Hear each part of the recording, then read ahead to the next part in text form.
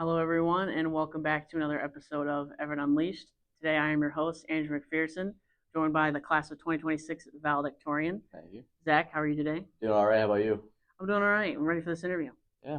So, to kick this thing off, what does being valedictorian mean to you personally? I'd say personally, it's more so of a byproduct than like a main goal to me.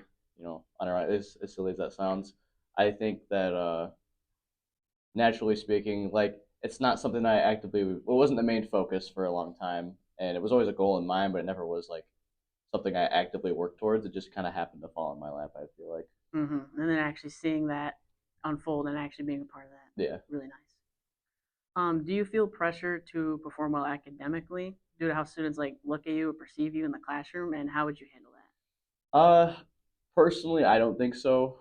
I don't think I fall to that too easily.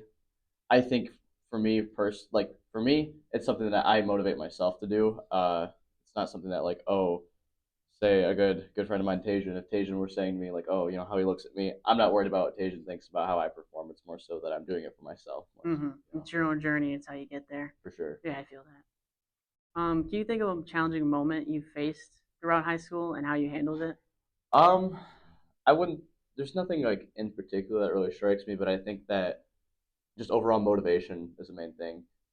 Being able to get up every day and go to school and still be able to do everything that needs to be done. Balancing that between work and life, you have to be able. I think motivation for me was my biggest challenge. That um, and without that motivation, nothing would get done, and I have to be the one to motivate myself. Someone else doing that for me. hmm For me, it's the college classes. Yes. I just can never find the time to get out of bed for those. I'm so lazy when it comes to those. I have a last minute exam tomorrow. So I'm studying all day today for tomorrow. So Yeah, mine are due Thursday and Friday. it's been a rough ride. So, who or what has been your biggest motivation throughout high school? Um, I would say throughout high school, especially recently, I'd say my girlfriend's been a really good inspiration. She's been very supportive and very helpful to doing what needs to be done, and I think that I think that works both ways. And as niche and maybe cliche as that sounds, um, I would say that she's been very helpful for me. Yeah, Kind of like motivating each other to get, for sure. Yeah. through any challenges you face. Yes. Yeah. So, do people treat you differently because of your academic success? And does that affect relationships with your friends and stuff like that? I would say people treat me differently. Yeah. In like an academic sense or even like job sense. So like being in school, I say people treat me differently. Like not in like a bad way by any means. People are just different. And people like I don't think people understand how easygoing I can be sometimes. Or just like it's not education's not academics are not like my main focus most of the time. Where when people hear reputation of me, I think it's they act differently. But like if I go somewhere like if I work over in Green City, they don't know who I am or what I come from. They treat me completely differently. Yeah. And again, not in a bad way, but it's completely different. Do people in class kind of like treat you as the go-to guy when answering like questions and stuff? Like Yeah, everyone just looks for your attention and stuff like that. I would say so. Yeah, not all the time, but definitely a lot of the time. hmm So, what's a skill or hobby that you have outside of school that would surprise people? That would surprise people.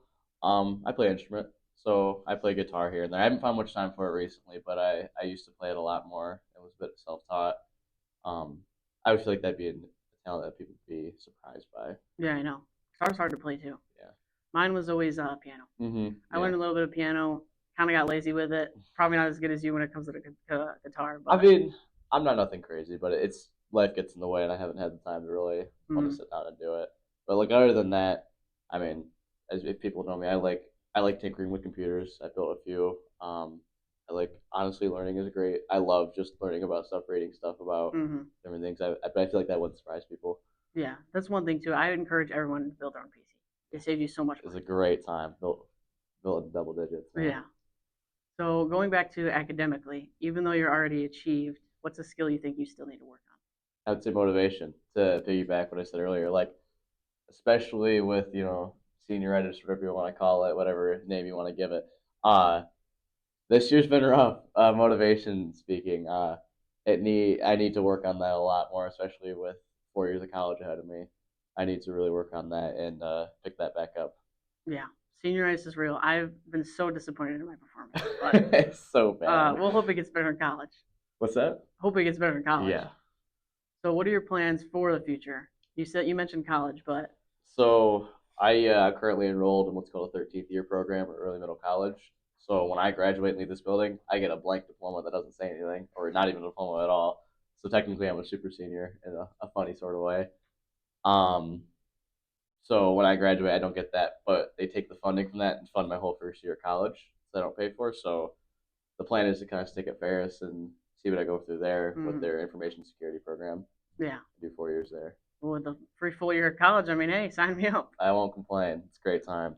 So, when you look back at your freshman self, how do you think you've changed throughout your high school Mm, I would say even though obviously we're still young, I would say I've matured a lot. I've grown up a lot. Um, I'm not at all the same person I was when I was a freshman. I've learned a lot more about myself and the values that I hold, for sure. career? I'd say for me, it's probably discipline. Like I've been so much like better behaved in the classroom and everything. Like you mature so much. Yeah, it's crazy how that works, and I think a lot of it comes from we're starting to work. I worked.